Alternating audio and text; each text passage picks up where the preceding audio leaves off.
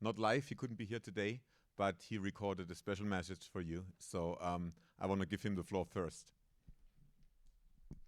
Good evening, ladies and gentlemen. A very cordial welcome to our 6th convention point. On behalf of the Swiss Finance Institute, the Swiss Risk Association, and of our 6th group, I would like to extend a few words of welcome to this meanwhile 4th edition of the National Cybersecurity event, which we proudly host also in 2023. While it is unfortunately not possible for me to attend this event in person tonight, I would like to underline that for us at SIX, cybersecurity is not only a top priority for our own organization, but also in advancing the Swiss Finance Center's protection against cyber attacks. Collectively, we must stay ahead of the curve in this field, and therefore it is of utmost importance that we foster a close dialogue and collaboration, just like tonight. Speaking of collaboration, soon I'll be receiving a direct call from none other than the President of the United States, Joe Biden. Yes, you heard that right. And we're going to discuss some cutting-edge cybersecurity topics. There's the call already. The President is nothing if not punctual. And when it's the Oval Office on the other line, you can't exactly put them on hold. Enjoy the rest of the evening, and let's continue to push the boundaries of what's possible in cybersecurity. Thank you very much.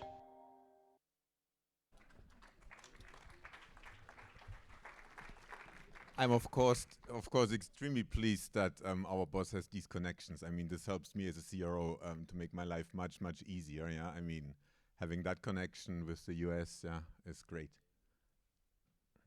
Or was this not yours at all? Today's topic is going to be artificial intelligence. I'm looking forward to insightful discussions, insightful speeches, and with that I hand over to Caroline Roth for the moderation of this evening.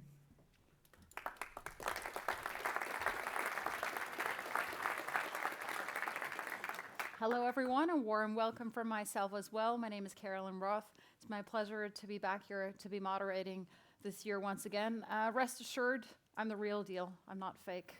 I'm here actually, it's not my avatar. Who's standing here. We have 4 relatively short input speeches for you tonight. After each one, we'll just continue. If you have any questions, any comments, please hold them for the panel discussion. We've got the program for you here. I won't go through every item, but you'll see we'll set the scene about cyber threats and AI. The intersection of that is obviously super important. How is AI making the world more insecure? How is it helping us to protect ourselves? And then we'll also talk about crypto and NFTs, and then comes the panel discussion and drinks at the end of it. So again, I rely on you for your questions, your points for discussion towards the end. Let's kick it off with Monique Morrow. We're very pleased that she's here. She has over 25 years of experience in the technology sector. Monique was named the top 50 global tech, or one of the top 50 global tech women by Forbes, and top 100 women in cybersecurity in Europe. She's also an independent director on the Hedera Hashgraph board of directors and venture partner at Spark Labs Accelerator for cybersecurity and blockchain in Washington, D.C. And she'll be setting the scene for us. Monique, fantastic to have you here. All right. Thank you. Fantastic. So, so it's a pleasure to be here. And I am the real deal. I'm going to frame the discussion a little bit. I think you've heard about the Internet Minute. There's more permutations of this particular slide or infographic about the Internet Minute. But the problem that you want to see here is to look at what all this social media is doing in our society, right? And so that kind of that gives you that sense of what the Internet Minute is all about. Even ChatGPT, I mean, if you look at it, how many people are looking at it at each point in time. So again, that sort of sets the conversation I want to set for you today, or to this evening, about the background. Now, there are going to be the issue I want to make sure that you all understand, there are 3 takeaways that I think people remember 3. Past 3 they can't remember. But there are 3 takeaways from this presentation, from this interaction that we're going to have today. One is that cybersecurity is everyone's business. It's your business, it's my business. It's your responsibility to understand the implications of this technology that you use. Threats are becoming much more sophisticated, much more sophisticated than we could ever imagine. I was talking with Andrea earlier. You're going to listen to Professor Andrea later in this conversation. But the changes in technology are exponential. Perhaps they were always so, but it's even more so now. And let's make sure that we understand that, we're talking about emerging technologies as tools. They're tool sets, right? So this is critical for us to understand. So if we look at, I love this thing. If you look at, cybersecurity positions, well, there are 3.5 million globally. So if you want to be a CISO when you grow up, now's the time. But data privacy, 47% of American adults have their personal information stolen. So this is important to kind of note.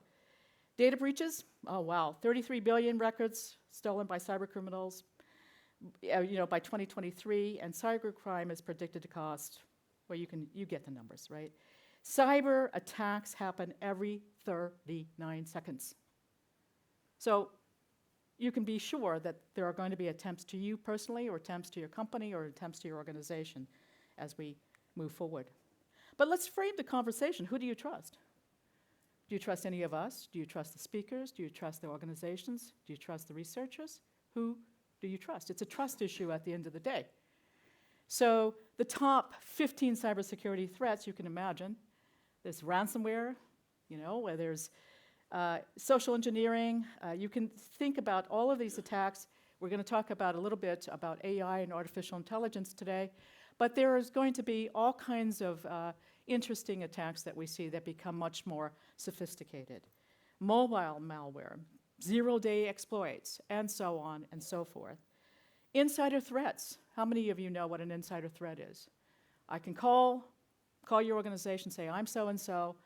Can you give me a password? I forgot the password. And you would be surprised in an exercise like this how many people give that information away. Insider threats are very, very important to understand.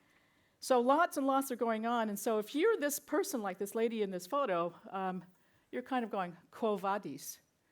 Where do I go from here? Am I ever going to keep ahead of it, which is the conversation we're going to have. Some people say, well, will we be ahead of it? You could be with it to understand it, as I said before, when we look at the implications here moving forward. Now, are we naive? Do we live in our little filter bubble? So, this is a quote from Bruce Schneier, who is a cryptographer, if you don't know who he is. And basically he said, if you think technology can solve your security problems, well, you don't understand the problems, and you don't understand the technology, right? So you have to take a look at it from a holistic perspective when we're looking at these threats and how they come to us and what is responsible, how are we responsible, and to understand it moving forward. Generative AI, well, you're going to hear more about generative AI as we have this conversation. What is the promise of generative AI? Well, the promise of generative AI is, well, certainly it can mitigate real-time and machine learning. I mean, we won't even talk about this promise if we look at it from a healthcare perspective. There's some interesting tasks here. Automate your security tasks. Create realistic attack simulation. In fact, a permutation of this conversation I had when I was at the Cloud Security Alliance conference in Washington, in Bellevue, backyard of my colleague here from Microsoft, where we were talking about this very issue, right? But there's some buyer beware. And when you read about all of the front news about Altman and so on and so forth, where was the polarity happening? I want to make money. I want my revenue now, right? That's the polarity, right? And so the cat is already out of the box. We know that. People are using this technology. We know that. But just as you can see in a pack of cigarettes, it says it can potentially cause cancer. We have to look at the ethical implications of these technologies. And if you looked at where I framed up the conversation, where's the danger? Potential danger, right? And privacy could be one of them. But beware, as I said before, one of the bewares about here is, You can get data poisoning, you can have a model bias, you can add unintended disclosure of your data, and what's the company going to do? Well, sorry about that. You should have read the front little fine line here when you actually used it. But I always will say, and you see this pattern more and more, you're going to need to research before use. Even though the use is out there, even though we're using it, you have to research its intentions. So I was actually in a WEF, World Economic Forum event, actually in Geneva, November 14th and the 15th. I actually moderated a plenary panel, this was in Geneva, with 150 CISOs from throughout the world and ministers. And so I have Jürgen Stock here, you can see on the panel from Interpol. I have quite a few people on this panel who were just quite esteemed.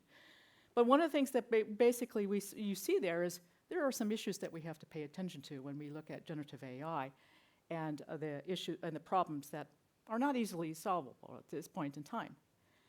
And as the CEO came out, there are deep fakes.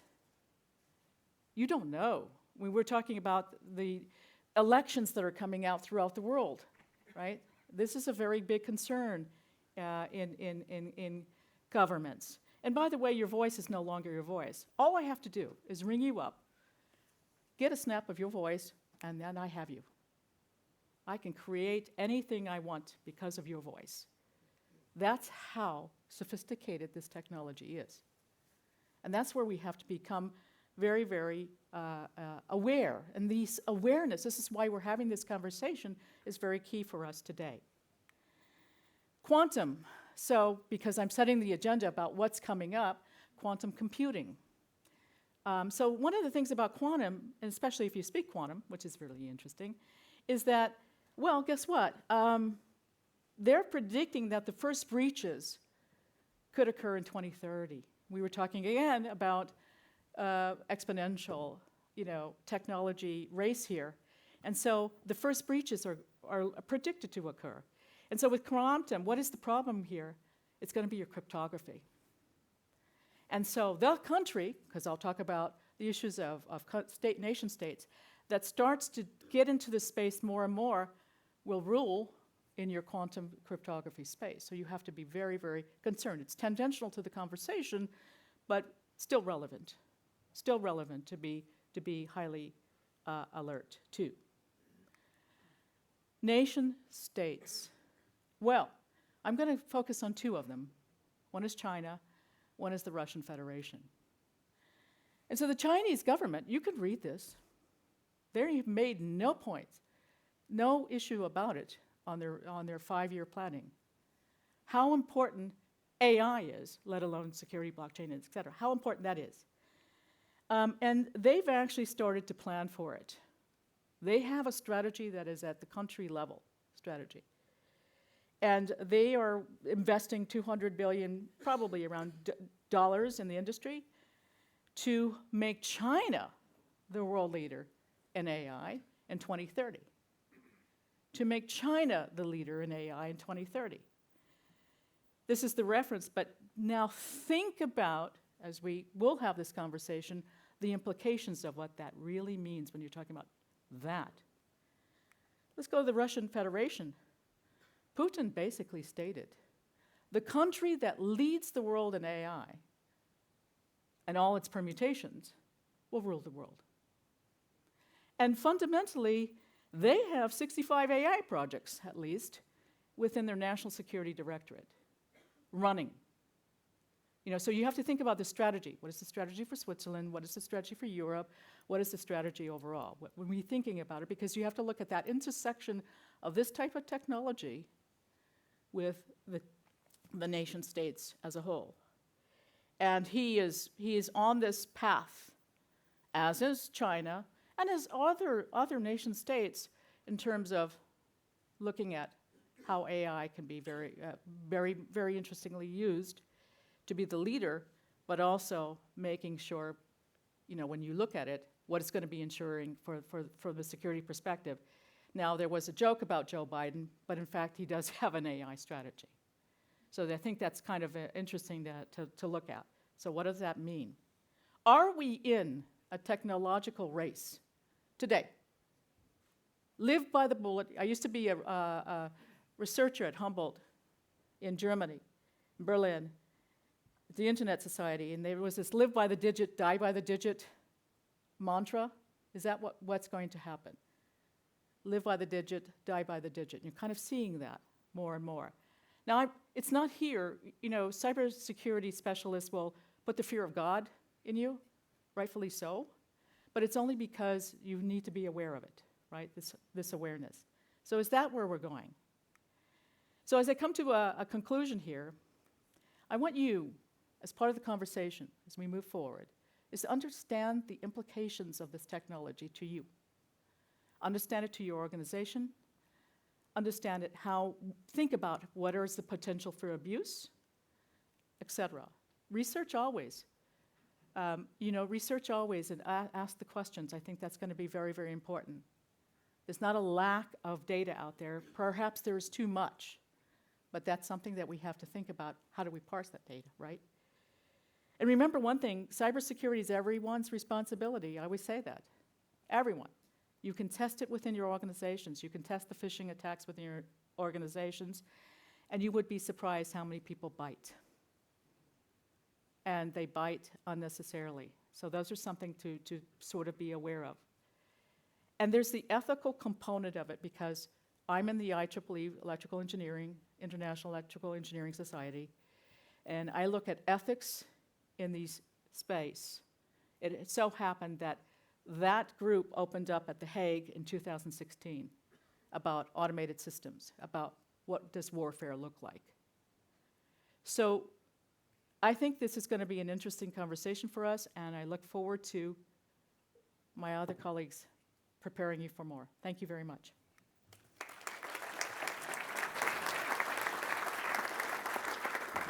Monique, thank you so much. Let's continue with Tom Schmidt. He's EMEIA Financial Services Cybersecurity Competency Leader at EY Switzerland. He'll talk to us about how AI is making the world more secure.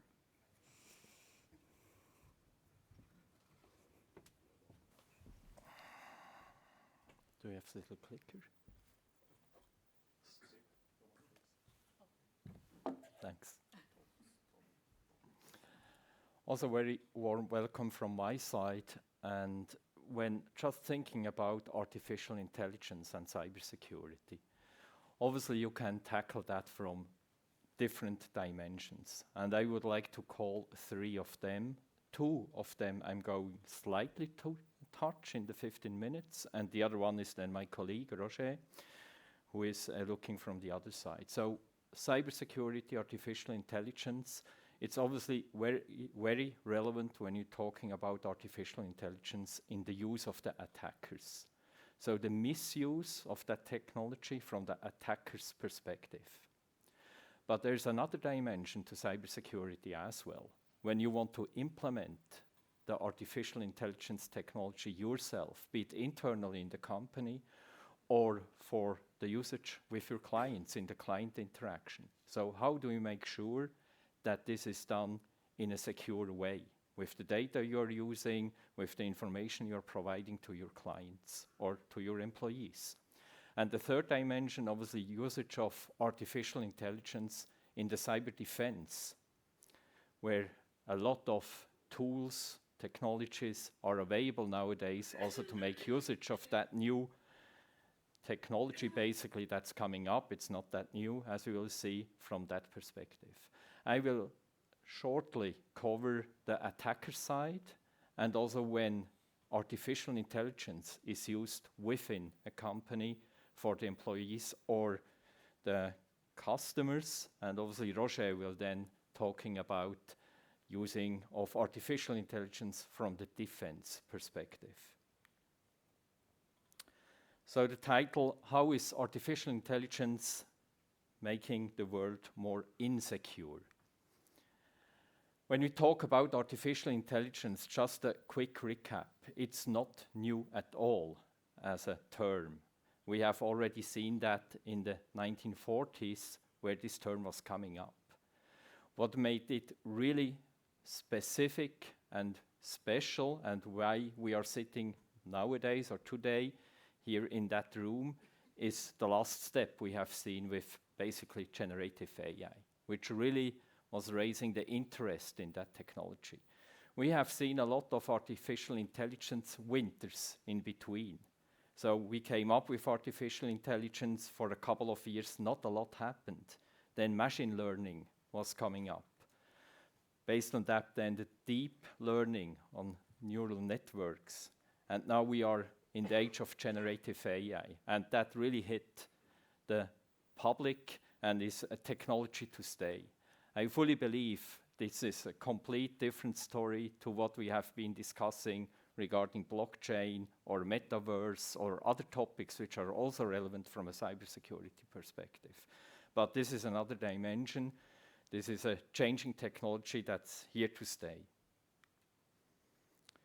When we talk about security aspects of artificial intelligence, obviously every technology can also be misused, and we have seen that in the past very often. That's also the case with artificial intelligence and especially Gen AI.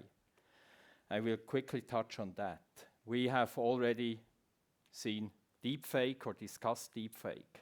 So your voice is not yours anymore. Your picture is not you anymore. Maybe your video is not you anymore. And that's exactly the technology attackers are using as well, specifically when we talk about phishing emails and also social engineering attacks. There are other negative impacts which can make the world a little bit more insecure, more from a social perspective. What is if you are not talking to humans anymore, just interacting with machines, which are your colleagues then at the end, you're working with? Occupation, obviously the fear that artificial intelligence is replacing ourselves in our jobs, which is also coming up quite often. And then the last piece, the general AI. And that was also a discussion now around OpenAI with the firing and rehiring of the CEO. So how far are we with this general AI or artificial general intelligence, which is more in the dimensions what we have faced, obviously with movies like Terminator and so on. So where it is superior to humankind, what we see from artificial intelligence perspective. If artificial intelligence is used in a company with the employees or in interaction with the clients, it is important that some of the principles are followed, and that is always kept in mind. It's about trust and accuracy. We are aware of hallucination of the systems. So to what extent can I trust what I receive? How much is it just black box or maybe gray box that I also understand where the sources is of some of the generated data? How can you audit such systems? And what are the regulatory consequences out of it? Manipulation of inputs and adversarial attacks. We nowadays see that with prompt injection, with prompt hijacking. I will make some examples later on. Then the data security and reliability aspects. So obviously also data breaches that can happen depending on what you are putting in a prompt and where that information is used again. We have already heard before from Monique, fairness and bias, which is obviously a major concern. The system is only as good as the data it was trained with. And if the basis data is biased, then also all the output will be biased at the end. Legal and reputational aspects. And then come to the legal side as well quickly at the end. What is quite interesting, and that's not surprising if you have already used ChatGPT or similar systems. I've asked ChatGPT, what is the thinking of ChatGPT when it comes to technology risks associated with artificial intelligence, cyber risks related to artificial intelligence, and data risks. That's one-to-one what the system was coming back with. Quite accurate, I would say. It's more or less talking or summarizing many aspects that I'm talking tonight. So we definitely have the technology risks with the models that we are using, with the infrastructure. We have the cyber risks that is definitely then misused as well, the technology. And obviously data risks around privacy, security, quality of data, and so on. So ChatGPT itself is aware of the risks. Are we, as people using that technology? That's the question. If you want to get educated how you can attack systems using generative AI, that's not a hard thing to do. There is enough material out there, obviously, already. You can book some courses, Advanced Ethical Hacking, Mastery AI and ChatGPT, Volume 1. And if there is a Volume 1, there's also Volume 2. So you can get really educated how you can misuse that just using ChatGPT for cyber attacks.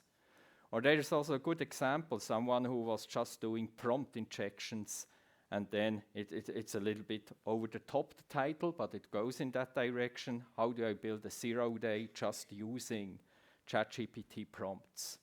So the misuse of those prompts and to get the data out and then entering the systems basically, or attacking the systems based on that knowledge that's coming out here.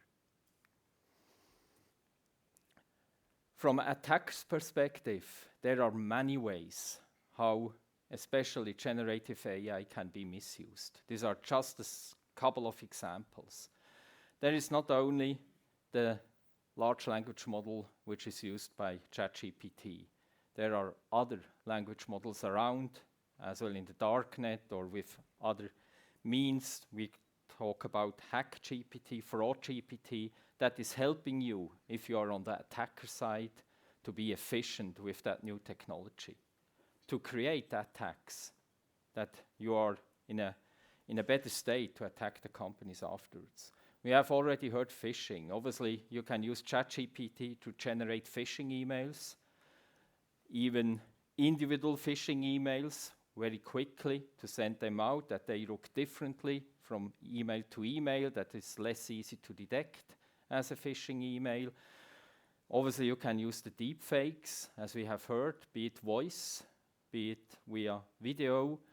And if you take just a classical CEO fraud attack, which is basically the CEO emailing to employee or the CFO mailing to employee and asking to change the payment information in the system and to do a payment, and this goes to a wrong account. This was all based so far on emails. You can do that also with voice.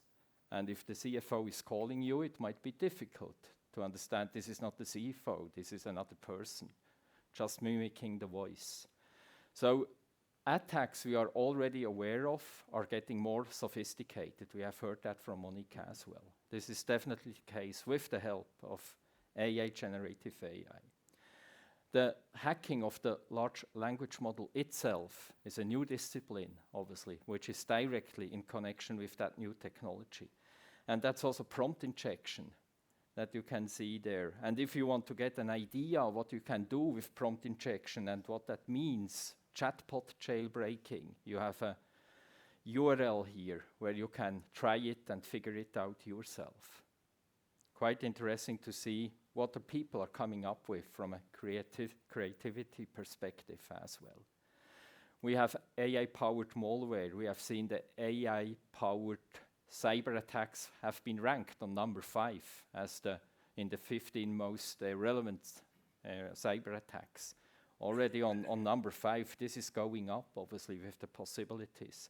We see more sophisticated DDoS attacks, which are doing more just classical DDoS, and also when we're talking about advanced persistent threats, a new quality is coming up. In a summary, we'll see definitely more attacks which are of greater magnitude and with much more speed. And that's exactly the challenge. So the number is still increasing of the cyber attacks. They are more sophisticated, and it helps even so-called script kiddies, which might not be really aware of how using a tool. You can ask ChatGPT to generate the commands basically for you, or to do some scripting. You don't need to be able to program yourself. and it's already impacting then the companies which are attacked. So from that perspective, you have more players in the market. From the attacker side, they can do it faster and with higher sophistication. And that's exactly the challenge and the risk that we are facing here. You might be aware of MITRE attack framework. MITRE is also coming up now with Atlas, and Atlas is giving you an understanding what is out there in the artificial intelligence, generative artificial intelligence from an attacker's perspective, with the different phases of attacks as well. And that's definitely a worthwhile source if you are in the security space and try to defend against possible attacks which are coming out of the usage of artificial intelligence. So highly recommend to have a look at this one. When you go back to the companies a little bit, what do you have to consider if you want to use artificial intelligence or generative AI with your employees, with your clients? There are different aspects that need to be considered. We are talking about data rights. So what is about intellectual property as well of the information that is used? There are some use cases currently when you talk about intellectual property in that space. The reliability, security, safety of that system you're using, you are in charge. It's your responsibility if you're running that system. Fairness, inclusiveness, that's also the bias factor at the end that's coming in. The professional responsibility you need to address. Then the explainability, transparency. If you have a pure black box model, it's always difficult to understand if the system is hallucinating or if it's real information. So we can definitely improve on that and also work on that side and accountability for the information you're providing. Be it the client advice, you are accountable for what you're doing there. Therefore, you need to put that somehow in a trusted AI framework that you're considering right from the beginning when building up such systems in the company.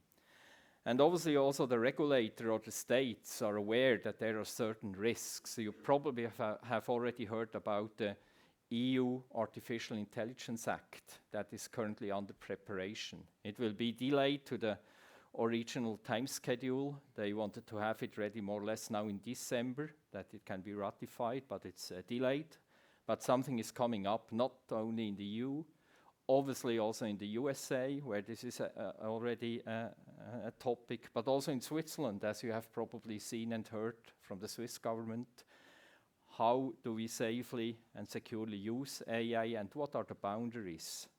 Which boundaries we shouldn't cross because it's getting risky for the society at the end then. So more to come on from that side as well.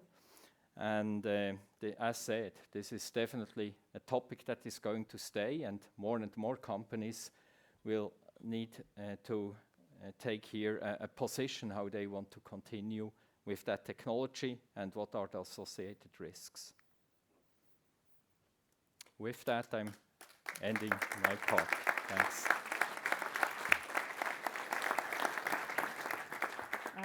Tom, thank you so much for that. I think you made it very clear to us that the speed and the sophistication of the attacks, it will only increase. But now let's take a look at the glass half full. What can we do, and how can AI help us protect against cyber? Roger Halbheer, he's Chief Security Advisor at Microsoft. Take it away.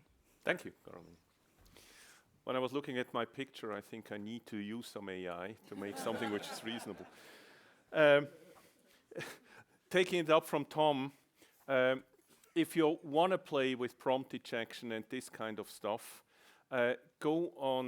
use Bing, and go on Bing and search for Gandalf and AI. Do that after in an hour or so, and there you can try to convince an AI to give it the password of the AI, and there are different levels to play with. It's a fascinating game to do prompt injection. But now let's come back to AI. It's kind of a strange position for me to be in, because typically when we have customer events, my colleagues talk about co-pilot and image recognition and all the cool stuff, and then I have to come as a party crasher to explain what security means in such an environment, and now it's the other way around. So he was the party crasher, and I'm on the other side of the house. We had an interesting discussion before the event started. I mean, there were a lot of technology hypes during my career. I'm doing security now since 25 years, and there were blockchain and other technologies, and I never really felt that they really take off. In my opinion, that's different. And what we shouldn't underestimate when we talk about usage of AI from a defensive perspective, we are using AI from a defensive perspective since a long time. Just to give you small examples, trying to understand when you have an incident in your systems, trying to understand which alerts actually come together to build that incident and help a defender to be fast, understanding how the incident happens. That's stuff we do since quite a while. That's not new. I think the new part which comes on top of it is what Tom said, it's large language models and the interface between the user and the environment. But there's one thing which I feel we are at the turning point. Since ever, we complained in security that we are in a huge disadvantage. We have all these vulnerabilities in our systems, and we have to patch all of them. We have to fix all the problems, and the attacker just has to find one. And this one typically is the user. So we are always at this disadvantage. We always had this asymmetry which was biased towards the attacker. So it was about the vulnerabilities. It was about the complexity of our environment. And I put it social norms. What they actually meant is the user. You know, and when I talk to customers, there's research going on where you figure out that 5 to 10% of your users click on every phishing link. I recently had a customer who said, I only have 1.5%. I said, okay, I just need one user. I don't care whether it's 2 or 5 or 10. So we always complained about this disadvantage, but there are a few things which changed over the last few years. And you know, the cloud, and I'm serious about the cloud in this context, helped us to work on huge data sets we never experienced before. And just to give you an example, at Microsoft, we are always bragging how many signals we are collecting, and we're talking about 65 trillions and 90 trillion, depend a little bit on the day you're asking. But to give you a figure what this actually means, we are currently talking about 450 petabytes per day. That's the amount of data of signals from a threat intelligence perspective we see hitting our clouds. Our cyber defense operating center, so the organization actually defends the Microsoft's network, is using, out of those 450 petabytes, is using 40 a day. So the collective knowledge of NASA about the Earth, all the data they collected, is about 40 petabytes. So we all of a sudden have an ability to work on huge data sets and have AI actually helping us understand what's going on. So I'm really convinced, I'm deeply convinced, we are at the point where we can tip the balance to the advantage of the attackers, of the defenders. You know, when I was looking at attacks typically, I was at CISA myself once. And sometimes when I saw attacks happening, I felt like the attacker knows my network better than I can ever do. You know, they were in there, they did all the reconnaissance, they have probably the better inventory than I ever had.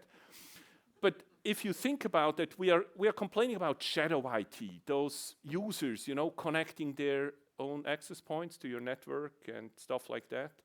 They always leave traces. They always are connected to the networks in one way or another. So we are going to see them. I have those logs. I just never looked at it, but I have all this information available. And with the ability to work on these huge data sets, we all of a sudden have the ability, and this will come, it's not here yet, but we have the ability to see maybe a dynamic environment of your network. Understand kill chains on your network, not how they hypothetically would look like, but how they actually manifest in your environment. And this can help you defend.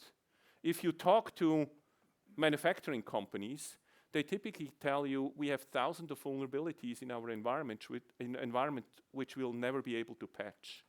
But in such an environment, we can help the defenders understand what's going on and how to defend. And if we think about, what this means, what we actually want to achieve, as CIO, your business has a lot of different things on the plate. How do we use AI for the advantage of the business? How do we drive secure collaboration? And at the end of the day, what we need to deliver, and this is what we can do with the help of AI, is maybe a trusted digital fabric, something like that. So a platform where you can drive those business initiatives, hybrid and multi-cloud. That's what you need. And if you take it one step further, when you talk with the business, it's all about IT resiliency. So I want to have this platform being kind of still operating in one way or another, even if it's under stress. And stress can, by the way, be an earthquake, a fire, water, what have you, or a ransomware attack. I don't really care. But the key point, and that's the reason why I showed you that, the key point is there is a point in time where the bad things happen, where your user opens that email, where the ransomware starts to spread, where you're going to lose part of your IT infrastructure, and where you're going to lose part of your system performance. We've seen that all happening, and it was all across the press. So basically in here you have 5 phases. Where AI actually can help us is on the first phase. So I talked about the huge amount of data you have available, which helps us to understand, to protect the environment. We understand where we can understand. We are not completely there yet. But we can help the defenders understand how their network looks like and what they can do to defend, even though they can't patch everything. On the other hand, and that's not then really key, once the bad thing happens, we need to be fast. What we know from the data is the moment the user opens the email, the malicious email, as a meantime, it takes about 60 minutes until the bad guy gets access to your machine. I talk about the meantime. So 50% of the incidents are faster than 60 minutes. And in 90 minutes, again as a meantime, the bad guy starts to spread out. We talk about the lateral move and look at other PCs. So in this phase where the incident starts, minutes matter. And if minutes matter, this means it's all about automation, it's all about speed, it's all about integration. In our case at Microsoft internally, if something like that happens, the people who see the incident first, and they're fairly junior, have the right to block any user account at Microsoft. And with any, I mean any. So I'm talking about the CEO, I'm talking about the CFO. And this is all because of this. We want to make sure we are fast. And this is where AI can help us. AI doesn't think on itself. And I'm a little bit torn when I look at the branding of Microsoft, you as well probably, and we keep renaming stuff. I get that part. But if you look at what we did with the LLMs, we called it Copilot. And in my opinion, that's one of the first times actually since I'm working at Microsoft, I really love the branding. Because it exactly describes where we see AI. It's not something which magically does something on its own. It's actually sitting next to you and helping you to do something. It's your co-pilot. And the important thing here is you still are the pilot. So when we do defense, your security analyst, and that's working today, can go in and say, give me everything you know about incident 1, 2, 3, 4. And the AI actually generates you a short summary of the incident and gives you some ideas what you should do next. By the way, this account looks suspicious. Well, go back and ask why. And it gives you an idea why it looks suspicious. And it's basically a typical attack pattern by this Chinese government attacker or group. So give me more about this group. What do you know about it? What IP addresses do they typically use? And so on and so forth. It's all about speed. That's where we focus initially with AI, with generative AI. And then extend that a little bit, become creative. When we take all the data you have in your network, what about your CRO being able to go onto the system and say, what are my crown jewels? Help me.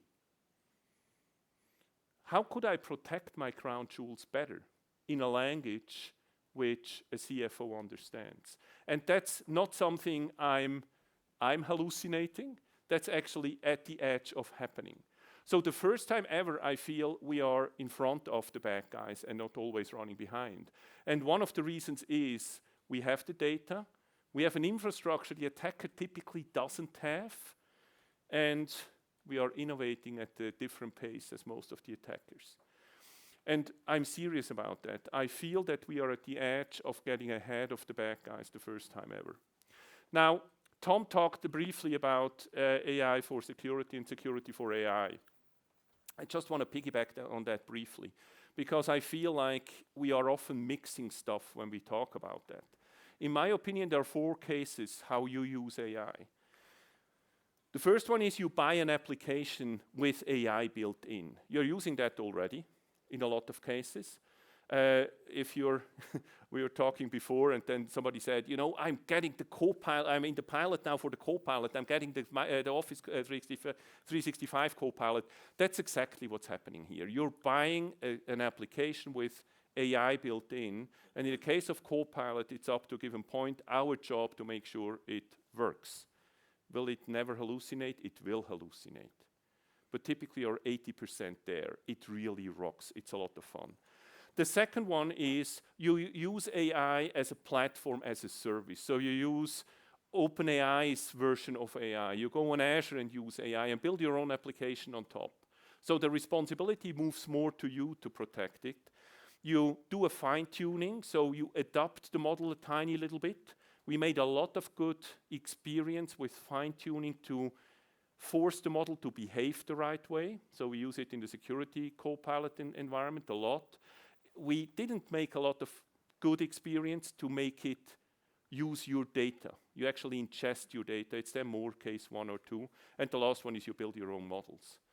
And when we talked about the cloud, we talk a lot about shared responsibility. You heard it from all the cloud providers, I guess. It's the same here. It's exactly the same here. The further right you go, the more responsibility you have. And when you use now AI for security, it's typically the rightmost case. You use a ready-built application and leverage what the provider gives you. Maybe it's a little bit, you use a platform and do a little bit more. In a very rare case, you will build your own AI models. At least that's what I see when I work with my customers. Now, the final point, and I'm really, that's the only Microsoft slide I added in here, but I had to do it. Because I feel like it's a huge breakthrough in the way analysts can work these days. What we basically did is we used the OpenAI ChatGPT model, GPT-4, something like that. And besides developing completely new hardware, we added the content from our threat intelligence into the Security Copilot and added the Security Copilot across the product suite. And the reason why we did that is help the analysts to be faster and more efficient. We all have a problem finding the right people in the security analyst space. Here we can use more junior people to do more senior work. Again, AI doesn't solve the problem, but AI tremendously helps us for the pilot to be more efficient. And that's the reason why I feel this is really an amazing time we are in, and we are getting ahead of the game going forward. Okay, so looking forward to the discussion then. Thank you very much.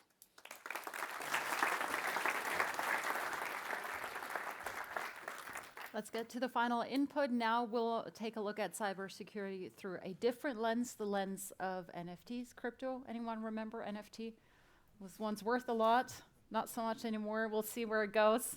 We've got the SFI professor, Andrea Barbon here, who will talk to us about cyber and NFTs along with cryptos. Good to have you. Right, thank you.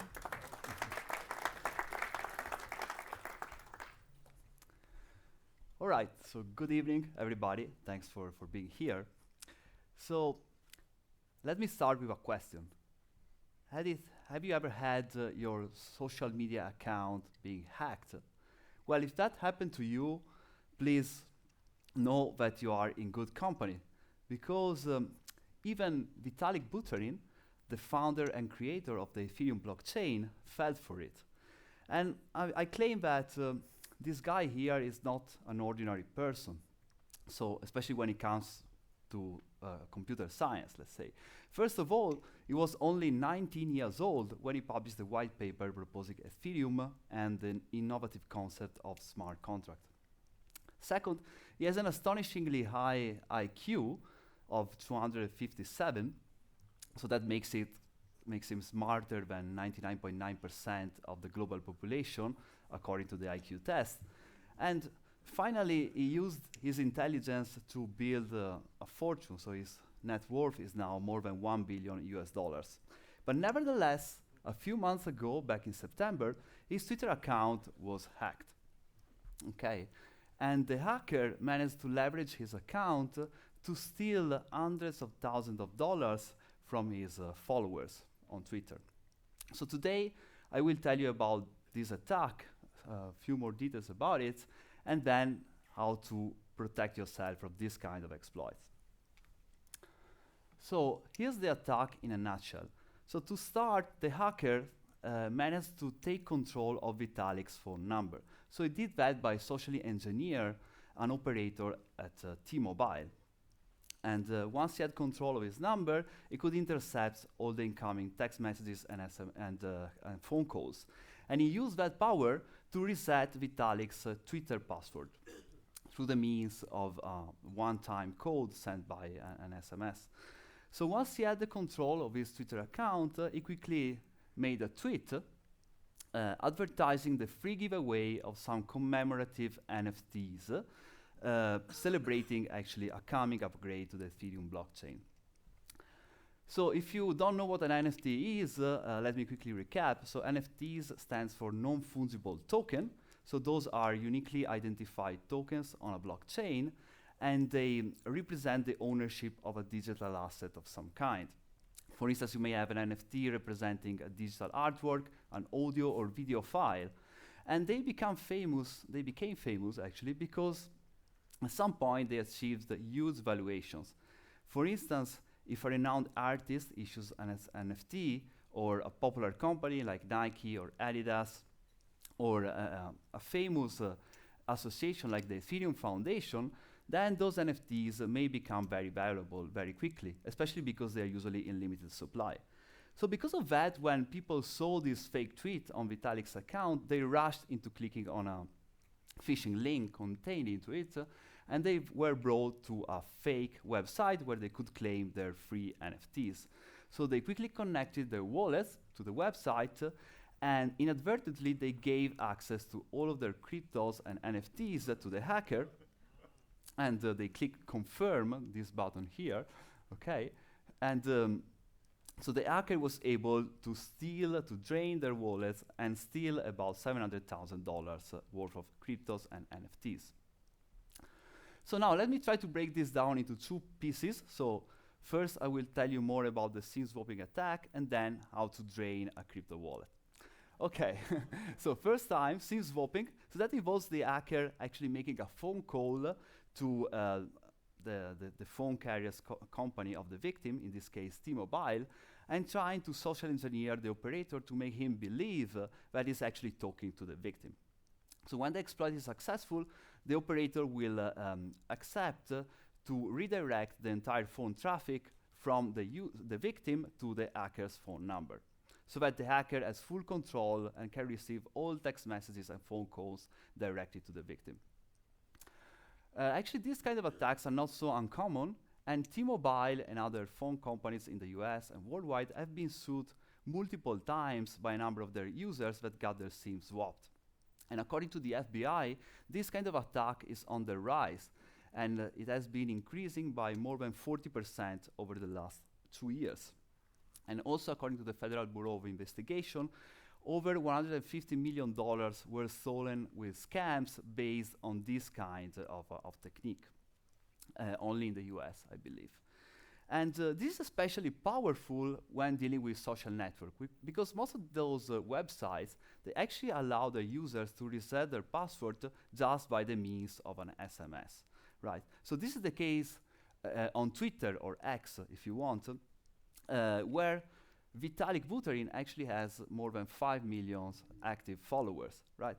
So initially Vitalik was very careful about this, and he didn't provide his phone number to Twitter, but eventually he was kind of forced to do that in order to get the so-called blue check, okay, the Twitter blue. So he actually gave the phone number to Twitter, thus opening the possibilities for this SIM swap attack. And Vitalik was not the only one being hacked in this way. Actually, a number of accounts on Twitter have been hacked over the last few years, and even the former CEO of Twitter actually was hacked this way, and his account was compromised for a few hours. All right, so now let's move to the second part, the crypto-related part of the story. So as I said before, users, when they saw this fake tweet, they immediately clicked on the link, and they went to a fake website. And there, they were asked to connect their crypto wallet to the website, and this happens through Web3 technology. So Web3 is basically an interface between a user browsing an internet website and an underlying smart contract on the blockchain. So users did that, and at that point, the hacker, the smart contract actually written by the hacker, requested the approval to delegate the ownership of the crypto assets that were held in the wallet. And if the user was not attentive enough, if was not paying a lot of attention to this message over here, basically they would hit confirm and give access to their assets, to the smart contract. So the smart contract would immediately take those assets and transfer them to the wallet of the hacker, thereby stealing these assets altogether. Okay, and you may wonder, why is it the case that people can give access to their assets to a third-party smart contract? Why is that even allowed in the system, right? And it turns out that delegation, this kind of delegation, is very important for decentralized finance, DeFi in short, to function. For instance, let's say you want to use a decentralized exchange like Uniswap. Well, if you want to sell some of your cryptos through Uniswap, you need to give Uniswap smart contract the right to move around your crypto tokens. And the same goes for NFTs. So if you want to sell an NFT on a marketplace like OpenSea, for instance, you need to provide OpenSea with the right to move your NFTs, so that if eventually your NFT is bought by somebody, OpenSea can actually transfer it to the new owner. So delegation is dangerous, but it's also important in this context. And talking about NFTs, because they are non-fungible, so that means that each unit is different from each other, you can actually delegate them away for each single token. Okay, so you may decide to sell one NFT, but not the other one, of course. They are all different. And the hacker actually used a specific function, the set approval for all function of the ERC 721 standard, which is the one on the back of NFTs. And this function actually requests the approval for all the NFTs in a given collection, all together, right? And actually the hacker was targeting a specific collection, the CryptoPunks collection. So that's a very famous and very valuable NFT collection. You can see some examples over there on the right from your perspective. So those NFTs, each single one of them is at the moment valued at more than $100,000. And the hacker, by using this function, yeah, so that's not the highest price, right? So a few years ago they were even higher in price, but they're still very valuable nowadays. And the hacker actually was able to steal a bunch of them by using this function, and actually most of the money he made was by selling these NFTs. And you may wonder, what do you do with an NFT after you steal it, right? So you need to find somebody who is willing to buy it, maybe on the black market or something, like in the ordinary art world. But no, it's actually easier with NFTs because there are bots running 24/7 and scanning all NFT exchanges. And as soon as they will see a CryptoPunk like that being sold for less than, say, at $100,000, they would immediately buy it, right? So actually the hacker was able to sell all of these stolen NFTs almost immediately without even needing to find a counterparty. However, it is often the case that cryptocurrencies or NFTs which were stolen are actually recovered. And there are some specialized investigators who may exploit the transparency of blockchain, and they may track all the transactions made by the hacker to finally catch him, to finally reveal his or her identity. So that happened many times. It still didn't happen to the hacker from this story, but you know, let's see what's going to happen in the next few months. Maybe they will actually catch him. So if I were the hacker, and you know, trust me, I'm not the hacker here, but if I were the hacker, well, I will probably try to come up with a slightly more sophisticated strategy, right? Not just stealing some NFTs and sell them. So in case I could get my hands on Vitalik's Buterin Twitter account, then most likely I would do something different. So first of all, I would open a bunch of leveraged short position on Ethereum on a bunch of crypto exchanges. And then I would go on Twitter and post something like, hey guys, I'm actually leaving the Ethereum Foundation because I don't believe in the project anymore. So most likely that would lead to a quick drop in the price of Ethereum, and that could be much more profitable and probably also more difficult to persecute afterwards. Okay, so now let me conclude by looking at a couple of suggestions from the FBI on how to protect yourself from a SIM swap attack. So first of all, you should not talk too much about your finances, about your crypto investments or any kind of investments on social media or on live forum, right? Because you don't want to attract the attention of a potentially malicious hacker. Second, you should be careful about posting personal information on the internet. Stuff like your address, your phone number, you know, the name of your dog, whatever, because all of those information may be used by a hacker to impersonate your identity. Okay, and as we saw, that's crucial in the SIM swap attack. And finally, of course, try to use strong multi-factor authentication. The best is based on biometrics, you know, like facial recognition or fingerprints. Those are much more secure than a second factor based only on text messages. All right, so thanks for your attention. You can have a seat. Andrea, you can have a seat. Can I ask all the speakers to come back on stage for the panel discussion? Again, this is your conversation for everyone in the room. I'll do a couple of questions here, and then I'll turn it over to you. Monique, let me start with you because we heard from Roger. He's incredibly bullish about what AI can do in terms of finally getting ahead of the bad guys. And then we heard from Tom, obviously, well, you know, obviously these attacks are getting a lot more sophisticated. We'll see more of those attacks. Where are you? I think we were in violent agreement. No, I mean, look, they are getting sophisticated. I think what we saw with the examples that were provided are some interesting uses to be on the defensive. But I would like to see us more on the offensive. So where am I? I think we should engage ethical hackers. I think we should get Bug Bounty Switzerland involved. They would be interesting to look at. I'm not advertising bug.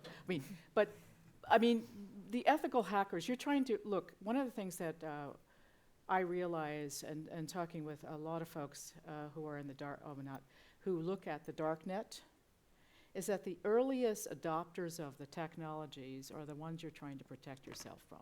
They're the earliest. So whether you're using Tor or whether you're using all of these other technologies.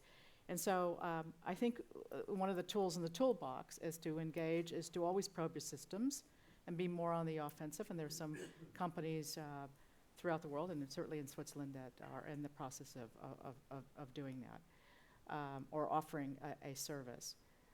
So we just have to be cognizant. That's where I'm at. And I think it's always probing and always being ahead, always trying to test your situation or your organization throughout. And also from the consumer perspective. Because, you know, you get a call and you don't know who the caller is, or even if it is somebody who you know, you maybe it's not that individual, right? So it's something that we just have to be aware. Let's stay with companies for a moment, because for companies, incredibly difficult to put all the defenses in place, but you could argue for the most part, you know, for example, the banking industry, they're very well positioned when it comes to the cyber defenses. Now AI has exploded onto the scene, especially Gen AI. What do we do as a company? Do we rip up the whole playbook, the whole cyber defense, and implement something new? Do we add something on top? What do we do? Just to be clear, I see both sides of the house, but my role tonight was not to see the offensive side. No, you don't. You know, I had a few customers who actually acted interestingly when ChatGPT came up. They blocked ChatGPT and communicated internally, we're going to do that for 6 weeks. And the reason why they did that, and I felt it was a smart move, is they made it clear to the employees, it's going to come, we can't avoid it anyway, but we need to think first. Now, do you need to rip out all your defenses? No, because in my opinion, most of the things we did before still hold true. I mean, what have we seen? Identity theft. Come on, I don't know, 90%, 95%, I don't have the data in my head, but of attacks start with identity theft. They have nothing to do with AI. Maybe AI can help you to get there because you can generate better phishing emails or what have you, but at the end of the day, it's the same thing we had before. Protecting training data is nothing else than protecting data as we did before. And then there are a few new attack vectors like prompt injection and what have you, and they are fundamentally new. So we built a red team on AI, but you know, in my experience, we didn't force the bad guys to be extremely creative because the stuff which worked 20 years ago still works. Phishing emails, we still use username passwords, no multi-factor authentication, yada, yada, yada, yada. So just let's do the basics first and then look into the more sophisticated I have to agree with him. So if I may. No, but it's we important. agreed on disagreeing, We right? disagree on disagreeing, but it's important to know, you know, we're talking about all of this really big stuff we should be cognizant of, but the issue is hygienics. You know, it's the fundamental, like you brush your teeth. It's the fundamental to do things like multi-factor authentication, et cetera. You know, those, if we get the fundamentals right, then you can be prepared to deal with the other. But with increased threat level, don't we need to get better at the fundamentals? Well, of course you do, right? So it's not an or here, it's an and, right? Mathematically, as he would agree.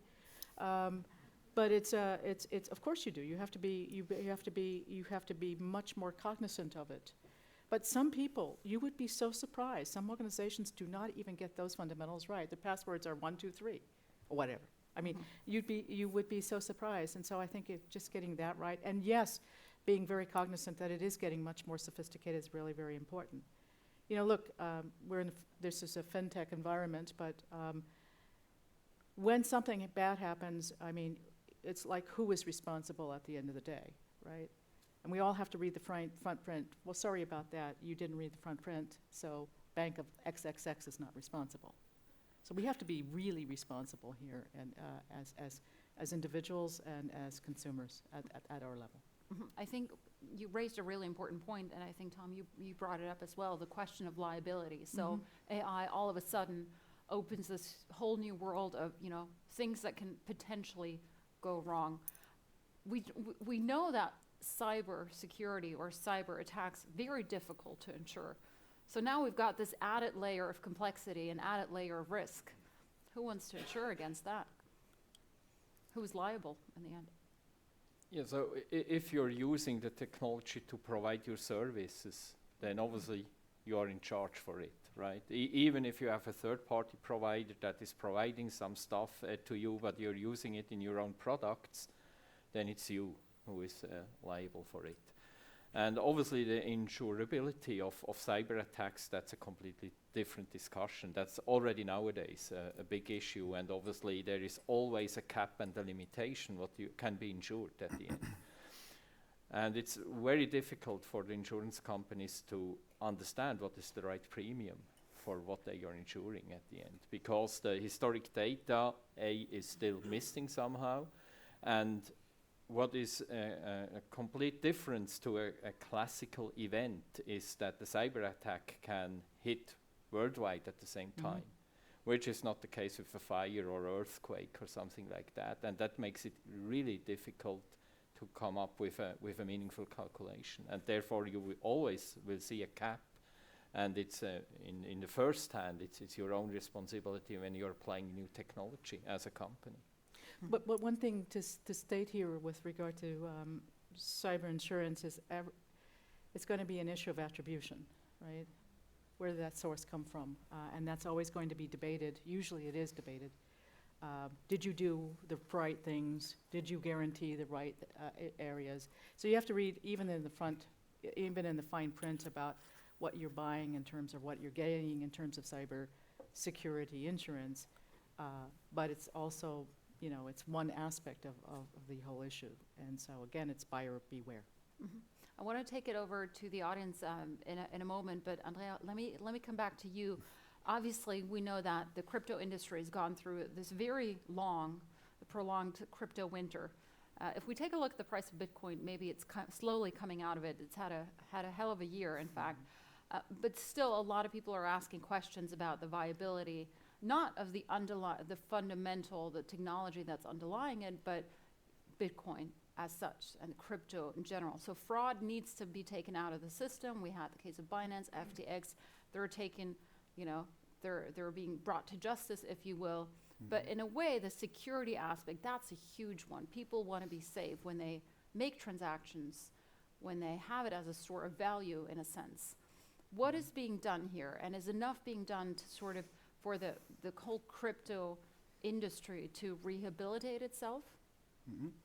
Yeah, so I think security is indeed a concern, and we saw, as you said, like Binance and FTX being punished for what happened. But I believe fundamentally blockchain technology is secure. So most of the problems actually arise from intermediation. So those exchanges are centralized, so they are run as companies for profits.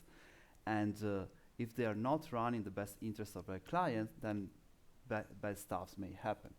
But instead, if you just use your non-custodial wallet and you trade using decentralized exchanges, and you make sure you keep your private key very safe, and you don't give permission to a strange website to access your cryptos, etc., then you can be sure that nothing is going to happen. So you are totally safe.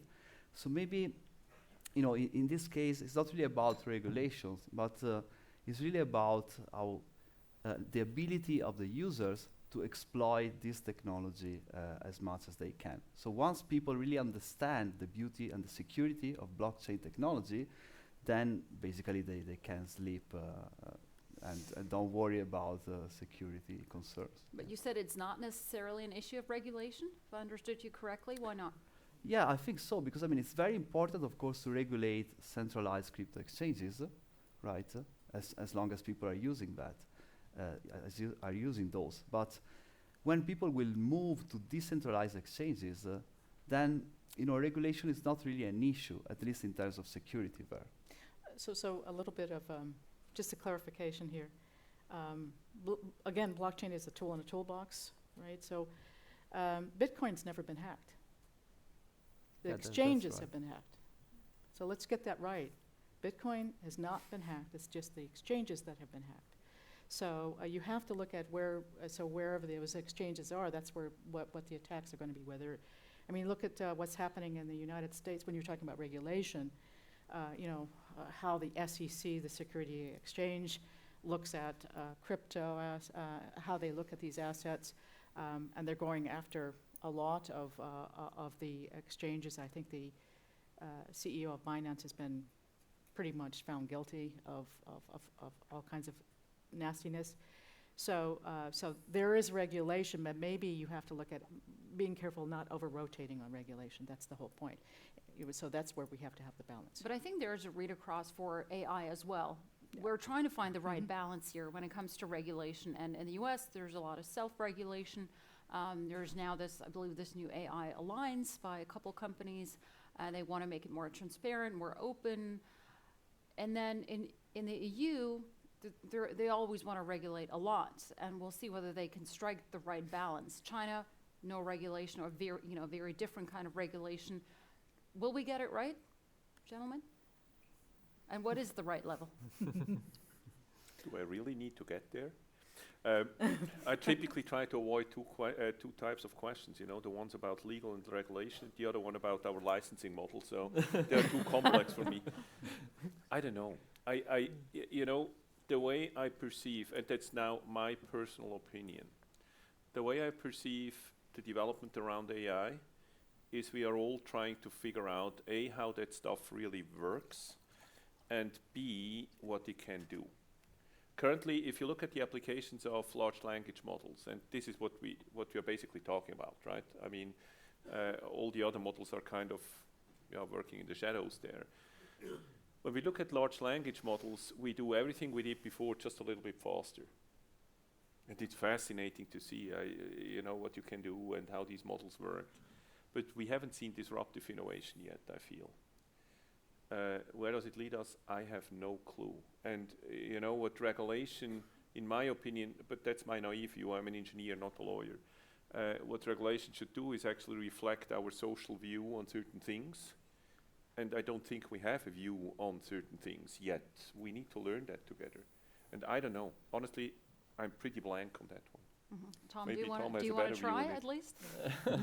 It's really a difficult one. Obviously, the question was especially coming up also from the owners and developers of such systems, what might be the impact on society, which is obviously a different question to what might be the impact just on a company. So quite a lot of regulation is about making sure that the companies are operating in an environment where we can trust as consumers in those companies, and if we have a banking system that we can trust in the banks at the end, what they are doing with our money. And that's a completely different question we probably haven't faced from a digital perspective so far. And that makes it difficult because there is always also the competition question. If some markets are not regulated and others are not regulating and others do, what is also the disadvantage you get as a society from an economics perspective? So it's really a fine line, and I think we will see development there. It's not just coming and it's there, it's observation, what's happening, what's going on, what other markets are doing, and then finding a right level of practice at the end. Maybe I can add, and now I'm dancing on a very fine line at the moment. If I look at the people who regulate, it makes me extremely nervous. And you know, look at what happens around cybersecurity in Switzerland at the moment, on a political level, on a government level. It's becoming a political game, and people are taking decisions who don't understand what they actually do. Now that's a little bit harsh. You can tune it down if you want. If you quote me, tune it down a little bit, please. But you know what I mean. But that's a good point. Look at the members of the parliament and try to figure out how much understand, how many of them really understand how to use a regular PC in a smart way. And now we are talking about LLMs and AI. Yeah. But would you then say, or speak in favor of the US approach of the big companies regulating themselves? Do we trust them to do it right? That's now another difficult thing. I think where we all fail as an industry, honestly, I had an experience once. I'm a member of the advisory board of the Swiss SATW, the Swiss in Germany, it's the Schweizerische Akademie der Technischen Wissenschaften, so the Swiss Academy of the Technical Engineering, something like that. And we talked to members of the parliament. And there was a guy there, one of our members of the parliament, after a lunch, who made a remarkable statement. He's there since 16 years now, and he told me that's the first time he felt he was not lobbied during this lunch. And that's our fault, our all fault. When we talk to members of the parliament, we always have a means in our, we want to achieve something. Instead of helping to train them and helping them to understand what the technology is. And that's where we all fail, I feel, and helping them to do their job. But on the other hand, they have healthcare and agriculture and AI and cybersecurity. They're all on the plate. And that's what worries me tremendously. Whether self-regulation works, I don't know. No, I don't think self-regulation works. I think that's been proven. I think you need a middle course here, and that's what we're struggling with as an industry. As far as the regulators are concerned, you have to take them on a journey because they can overregulate of what they don't know, right? And to be transparent. As far as artificial AI is concerned, I mean, look, the UK hosted an event at Bletchley Park. You had all of these companies and organizations coming in and saying, and I think the next one will be hosted by South Korea, but coming in and basically saying, whoops, we got a problem. We need to understand this more.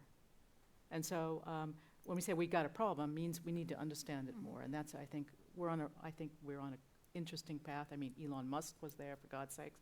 So we're on an interesting path to understand what that means. Audience questions? We've got 2 microphones in the room. Not everyone at once, please. Oh, there's one in the back. I want to posit that it doesn't make sense to regulate AI. Yeah. We have pretty good data protection regulation, right? And what we're worried about is what's happening to our personal data. Mm-hmm. So why don't we just work with what we have? And any opinion on that view? Yeah, I mean, so I'll take that. I'll try to go for that. Yeah, I mean, the issue here is on when we look at all of these these technologies, the whole issue is around our data protection. How do we secure our data? What does that look like? What constitutes data leakage? And we need to be very, very cognizant of that. So, for example, let me give you an example. I like to make it very personal. I think people heard about this largest leak. Maybe it was 2018, February 2018. This wasn't about AI, but it was about data leakage that, and I was one of the victims. Okay, this happened in Switzerland. That the particularly phone company, and we can all guess what it was, the data was leaked through a third party by accident because it was their third party. Do you think the CEO came up and said, oops, sorry about that? By the way, I was in the VIP customer class, which meant I paid more. Okay, the CEO basically said, "Well, I was part of that leak too." That's not. I mean, so we've got to be able to take collective responsibility. To your point on just because at the fundamental issue here, we do have to be careful of our data, no matter what the technology is. Yeah. And regulating AI, I'm not sure what regulation would look like. I think we have to go into a middle path, because. Just as we deal with healthcare, the issue is about harm. Can we define what the potential use of harm is or could be? And then we can have that conversation. I also think it's going way beyond the data protection topic here. As said before, it's about impacting society. And just taking artificial intelligence, if you have decision-making machines at the end, and they are biased, then we have a completely different question. Then it's not about data protection, because it's the bias based on the language model, which is open data, basically. Mm-hmm. But they can just make wrong decisions. And who is responsible for that at the end, again, right? And what harm can that do to the society? And therefore it goes way beyond the pure question about protection of our data, obviously. Further questions? Microphone here, please, in the front.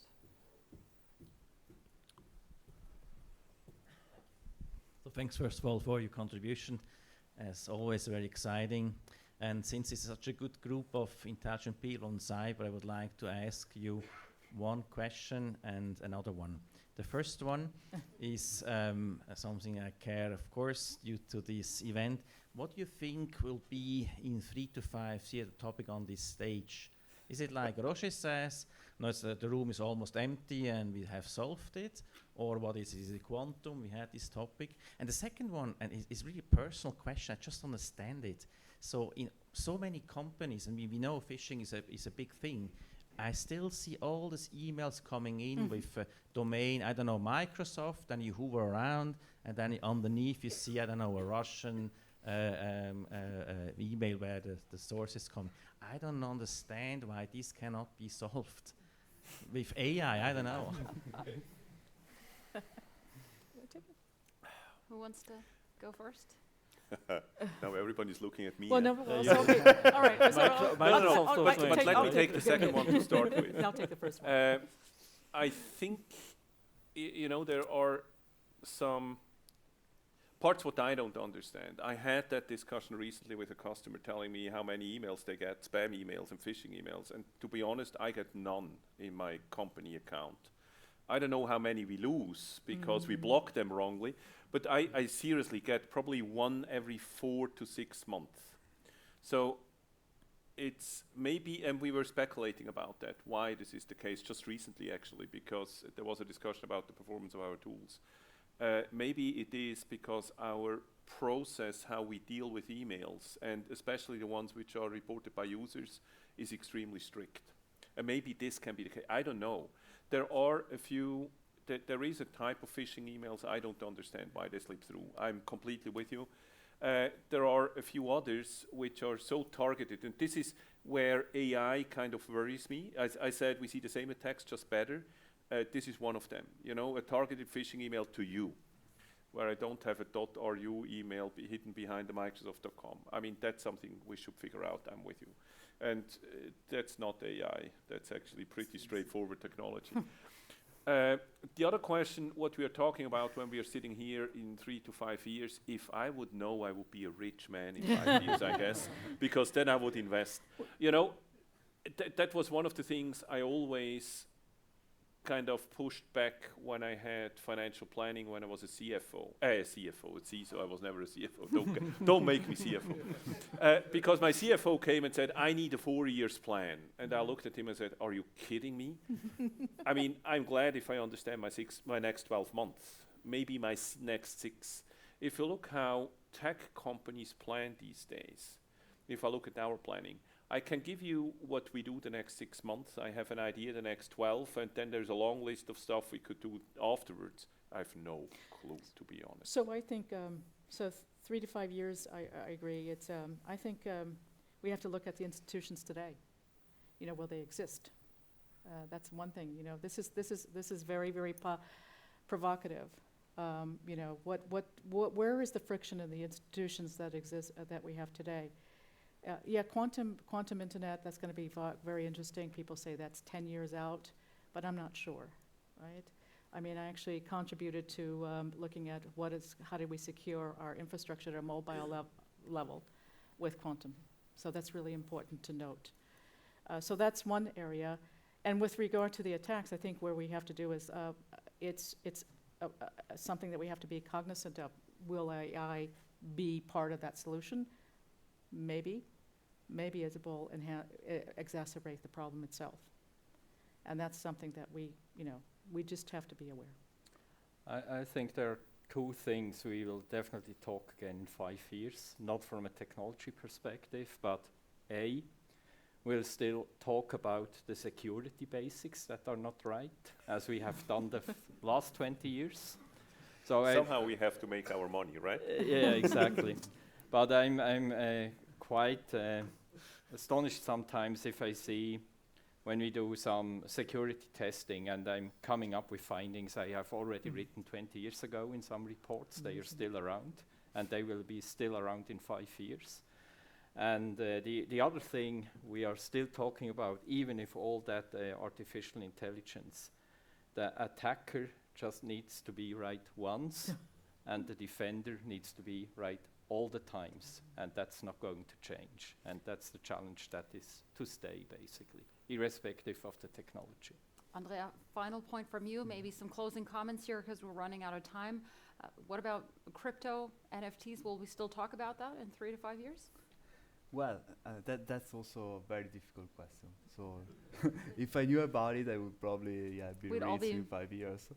So all be billionaires. Maybe no, one. yeah, but I believe that the technology is very, very interesting and it's very useful. So we will see more and more applications of that technology. So maybe we are not going to talk about NFTs or cryptocurrencies, but we'll be talking about something else which is based on blockchain technology. Mhm. And on the topic of making a lot of money and some people getting extremely rich, this year all the money is flowing into AI. Obviously, Yes, that is. that's where all the unicorns are being formed. Mhm. Is it too much? Is it a bubble that we can watch unfolding before our eyes? That's difficult to say. It's the investment, you'll see quite a bit of, we do see investments, especially in EFTs, in this particular space. I think as time goes by, we will see it probably taper out, to be quite frank. People want to, or organizations want to have the investments in the space because their shareholders want to see those investments, quite frankly. Mhm. So. On that note, thank you so much to the panelists. Thank you so much to you, the audience. We'll now be meeting outside for drinks. You can continue that conversation. Thank you, everyone. Thank you.